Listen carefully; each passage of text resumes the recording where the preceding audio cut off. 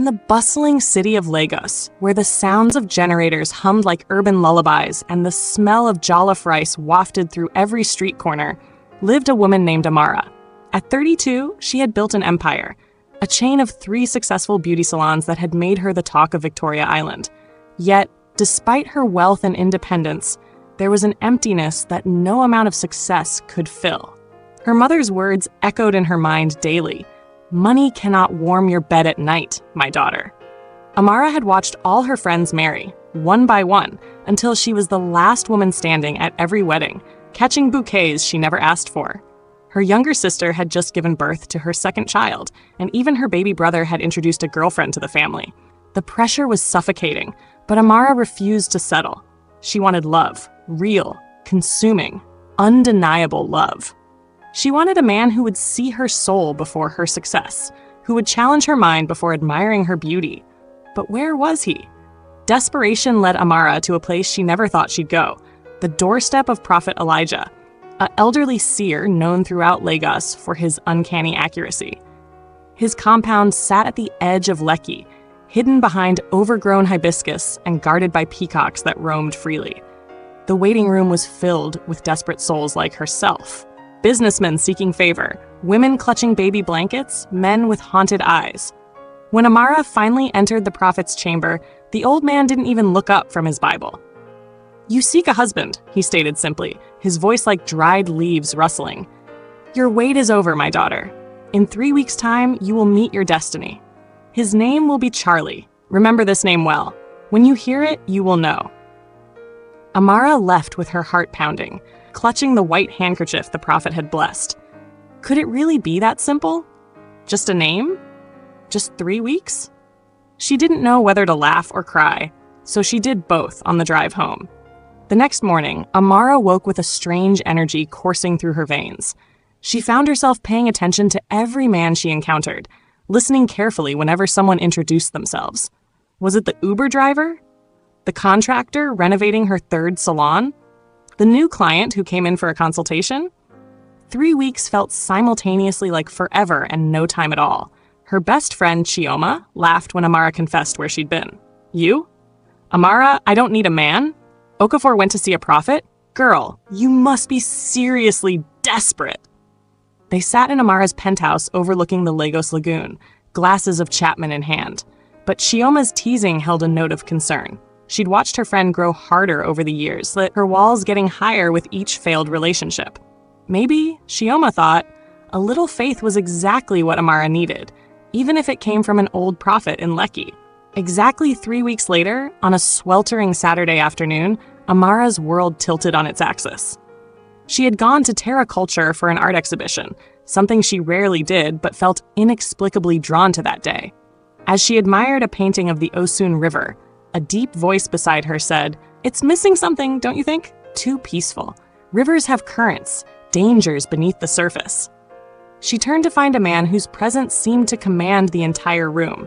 Tall, with locks pulled back in a neat bun, wearing a traditional agbada with modern sneakers that somehow worked perfectly. His eyes held stories, and his smile held mischief. "I'm Charlie," he extended his hand. "Charlie Adebayo. I'm the artist." Amara's heart stopped. Charlie. The name rang in her ears like cathedral bells. This was him. This had to be him. The prophet had been right. Over the next 2 weeks, Charlie Adebayo consumed Amara's thoughts. He called when he said he would, texted her good morning before she woke up, and spoke about art with a passion that made her want to paint despite having no talent. He took her to his studio in Yaba, a converted warehouse filled with canvases that smelled of turpentine and dreams. His hands were always stained with paint, and he had a habit of tucking his hair behind his ear when he was thinking deeply. "You're different from anyone I've ever met," he told her one evening as they watched the sunset from Bar Beach. "You don't need me, and I find that incredibly attractive."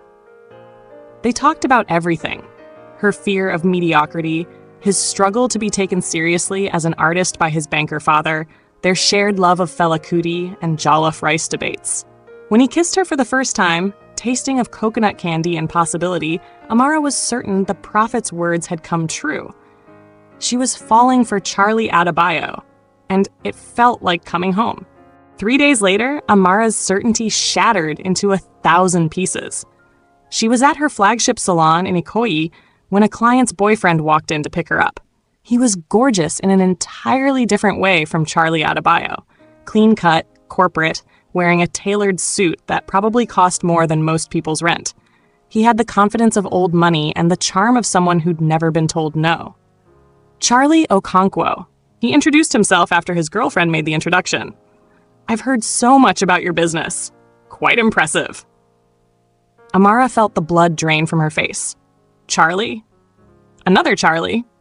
She laughed nervously, sure this was just a coincidence, but something in the way he looked at her, like he was seeing something no one else had noticed, made her pulse quicken.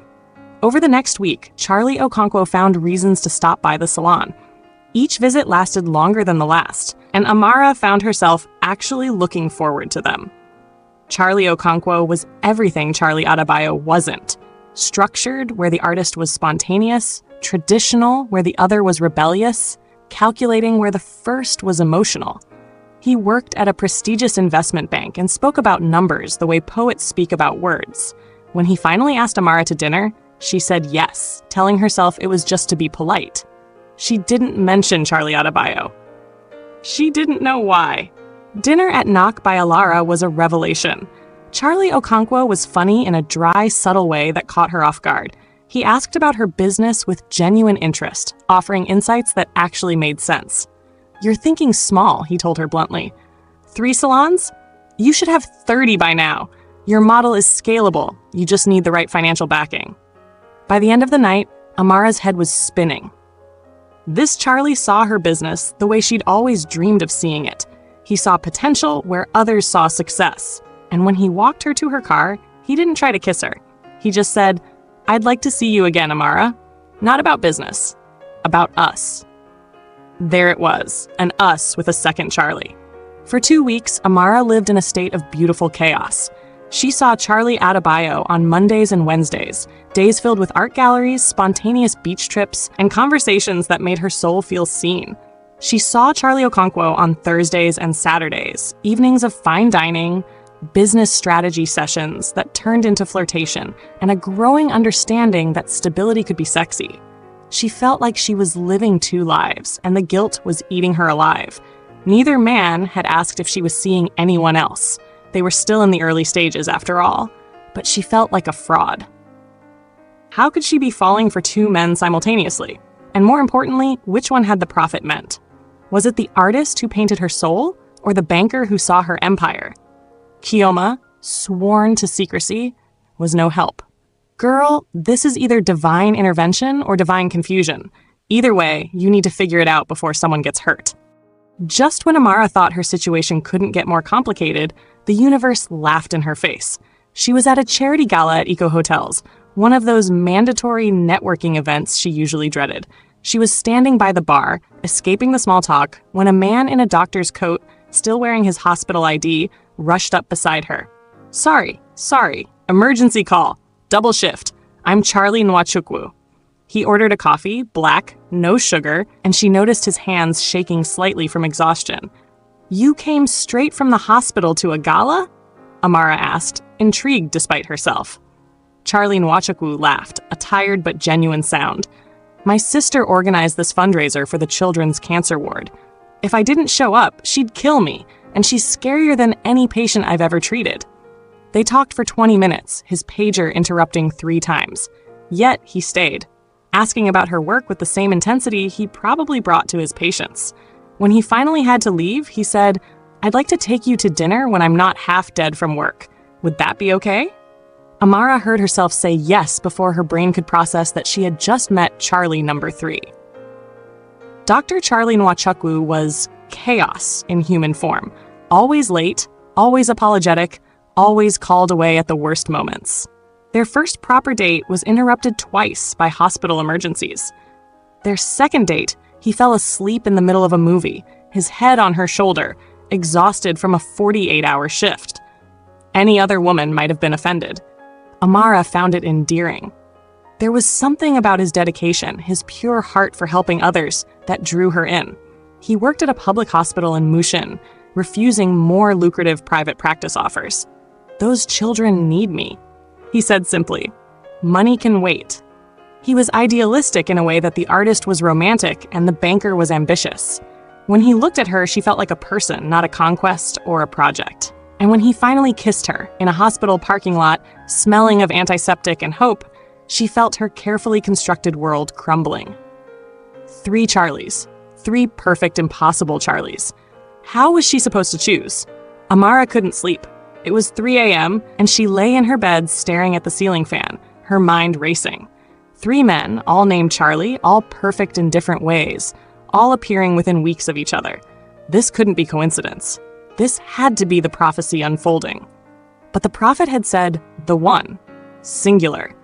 He hadn't warned her about multiples. She grabbed her phone and Googled Prophet Elijah Lecky, thinking maybe she could get a follow-up consultation, a clarification, something. The search result made her drop her phone. There, on the screen, was his obituary. Prophet Elijah Nwosu had died the day after her consultation, 3 weeks ago, right before she met the first Charlie. The article described him as a beloved spiritual leader who touched countless lives with his prophetic gifts. Amara's hands trembled as she read the details. He had died peacefully in his sleep, with a smile on his face, his Bible open to Proverbs 31. The funeral had already happened. There would be no clarification, no follow-up consultation, no answers. She was completely on her own. "You need to tell someone what's happening," Chioma insisted over brunch at Cafe Neo. Amara had finally broken down and told her best friend everything. All 3 Charlies, the juggling act, the dead prophet, the impossible choice. Chioma's eyes had grown wider with each revelation. "This is insane. This is like something from a Nollywood movie. Are you sure you're not being pranked?" "I wish I was," Amara groaned, pushing her pancakes around her plate. "But they're all real, Chi. They're all wonderful in their own ways. The artist makes me feel alive. The banker makes me feel secure. The doctor makes me feel pure, like I'm a better person just being around him." Chioma sipped her coffee thoughtfully. "Okay, let's think about this logically. The prophet said his name would be Charlie. He didn't say there would be only one Charlie. Maybe this is a test, like Cinderella's slipper, but in reverse. You're supposed to figure out which one actually fits your life." Amara wanted to argue, but she couldn't. Her best friend might actually be onto something. 2 days later, Amara was convinced the universe had a personal vendetta against her. She was at the airport, picking up a shipment of exclusive hair products from Brazil, when the customs officer who processed her paperwork smiled and said, "Everything's in order, Miss Okafor. I'm Charlie, by the way. Charlie Bello. My shift ends in an hour. Any chance you'd want to grab coffee and tell me more about your business?" Charlie Bello was handsome in a boy-next-door way, with an easy smile and laugh lines around his eyes. He was charming, uncomplicated, and refreshingly honest. Over coffee at the airport lounge, he told her about his dreams of traveling the world, how he took this job specifically for the travel benefits. "I want to see everything," he said, his eyes lighting up. "Every country, every culture. Life's too short to stay in one place." When he asked for her number, Amara gave it to him in a daze. 4. There were now 4 Charlies. I thought 3 Charlies was chaos.